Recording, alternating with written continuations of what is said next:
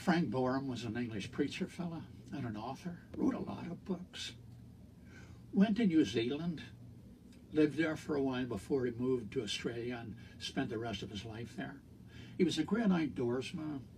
Went out with his friends for a long, long walk. They would walk for hours. They were on their way there, and a big fancy car passed them. People in it nodded pleasantly. On up the road they went like the speed of light. Came back in a couple of minutes and looked out the window and looked sad at the walkers. The walkers found out why in about maybe 15, 20 minutes. The road ended with a big fence across it. I like to imagine the rich people going back into the house, eating their meal, talking away, and one woman saying, "What about those poor people who were doing that walking? All that way out, and then no road." Well, I love the sympathy, but their sympathy would have been wasted. The fellows saw the fence, and they had come too far now. They climbed the fence.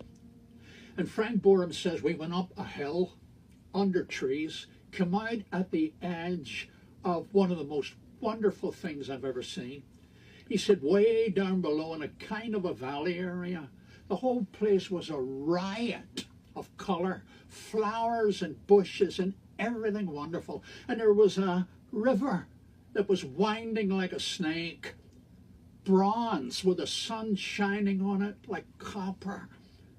And you would have thought it wasn't real, except there were some willow trees or some kind of trees bent over right at the edge, ruffling the water, letting you know it was real. And birds going wild in the air, enjoying themselves.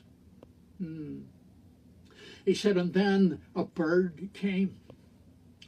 Beautiful thing. Landed on a bush not far from us, colored like mad.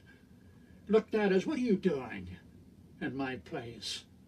And then started showing off. "What do you think about this? You ever seen anything like me?" Gorgeous blue and nut brown head, all of that. And it taught him a lesson. Don't let the obstacles keep you from finishing. Some people come to the Lord Jesus Christ. I know this. And they don't like his way. And they start out well, but they give up because it didn't suit them. There are obstacles in the way, one thing or another.